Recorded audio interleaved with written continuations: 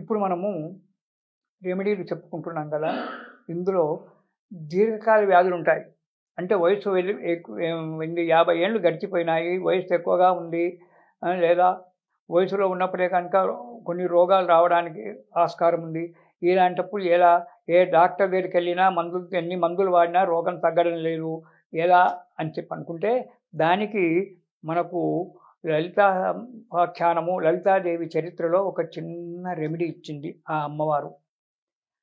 లలితాదేవికి బండాసురునికి యుద్ధం జరుగుతుంది, బ్రహ్మాండమైన యుద్ధం జరుగుతుంది. ఆ యుద్ధంలో బండాసురుడు ఏం చేశాడు, దేవతల మీదకి రోగాస్త్రము అనేటువంటిది ప్రయోగించాడు. దాని పేరే రోగాస్త్రము.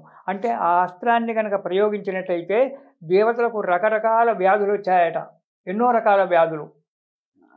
ఆ వ్యాధుల చేత దేవతలంతా కూడా బాధపడుకుంటూ యుద్ధం చేయలేకుండా పోయి అమ్మ దగ్గరికి వచ్చి, అమ్మ మాకు రకరకాల వ్యాధులు వచ్చేసినాయి, మేము యుద్ధం చేయలేకపోతున్నామని మొరబెట్టుకున్నారట.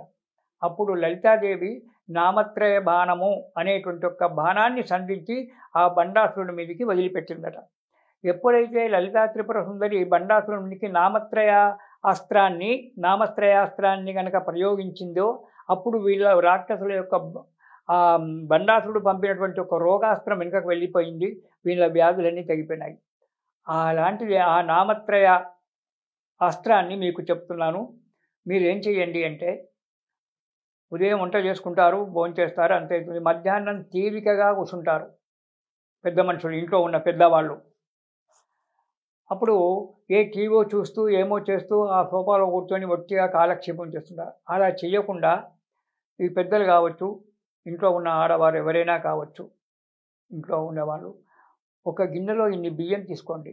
నూకలు లేనటువంటి ఒక బియ్యం, స్వచ్ఛమైన అక్షతలు అంటారు, క్షతము కానటువంటి ఒక బియ్యము. ఇన్ని బియ్యం తీసుకోండి. ఒక గిన్నె, ఖాళీ గిన్నె పక్కకు పెట్టుకోండి. అటు టీవీ చూస్తుండండి.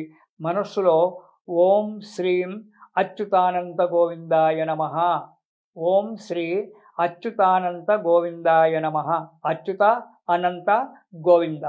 దీనికి ముందు ప్రణవము, వెనకాల నమస్కారము, నమః అనేటువంటివి. ఈ రెండు పెట్టి ఓం శ్రీ అచ్యుతానంత గోవిందాయ నమః అనుకుంటూ ఈ 2 బియ్యము గింజలు ఈ ఖాళీ గిన్నెలో వేస్తుండండి. ఈ గిన్నెలో ఉన్న బియ్యం ఈ గిన్నెలో వేస్తుండండి. ఇలా చేసుకుంటూ ఎన్నిసార్లైనా పఠించండి మనస్ఫూర్తిగా, మీకు మనస్సు ప్రశాంతత లభిస్తుంది. అలా వేసినటువంటి ఒక బియ్యాన్ని అందులో కొన్ని బియ్యం కలిపి తెల్లవారి వంట చేసేటప్పుడు అందులో ఇంత చక్కెరో బెల్లమో వేసి పాయసం చేసి దాన్ని మీ ఇంట్లో ఉన్న దేవుడికి నైవేద్యం పెట్టండి. పెట్టి ఆ నైవేద్యాన్ని ఇంట్లో ఉన్న అందరూ కూడా ప్రసాదంగా తీసుకోండి. మీ ఆరోగ్యాలు 100కు 100 పాళ్ళు మంచిగా అవుతాయి, మనశ్శాంతి లభిస్తుంది, సుఖ సంతోషాలు కలుగుతాయి. మీకు చెప్పేటువంటి ఒక మంత్రము ఇది లలితాదేవి యొక్క అస్త్రం, ఒక బాణము. రామబాణం ఎలాగో లలితాదేవి రోగాస్త్రం, బండాసుడు వదిలినటువంటి ఒక రోగాస్త్రం మీద వేసినటువంటి ఒక నామత్రయాస్త్రం. ఓం శ్రీ అచ్యుతానంత గోవిందాయ నమః అనేటువంటి ఒక దాన్ని చేసుకొని ఒక గిన్నెలో క్షతము అంటే నూకలు లేనటువంటి ఒక బియ్యం తీసుకొని ఆ బియ్యాన్ని ఇంకో గిన్నెలో వేసుకుంటూ ఎప్పుడు వేయాలి, ఓం శ్రీ అచ్యుతానంత గోవిందాయ నమః, నమః అన్నప్పుడు మాత్రం ఈ గిన్నెలో వేస్తుండండి. మీరు చూసేటువంటి అక్కడ టీవీ చూస్తుండండి, టీవీ కళ్ళు చూస్తున్నాయి, మనస్సు అక్కడ నామత్రయం మీద పెట్టండి, అచ్యుత అనంత గోవింద. ఈ 3 చాలు మన అనారోగ్యాన్ని పోగొట్టి ఆరోగ్యాన్ని ఇవ్వడానికి. ఇలా చేయండి, మీకు అన్ని విధాల దీర్ఘకాల వ్యాధులు కూడా తగ్గి సుఖజీవనంతో ఉంటారు. ఇది శుభం.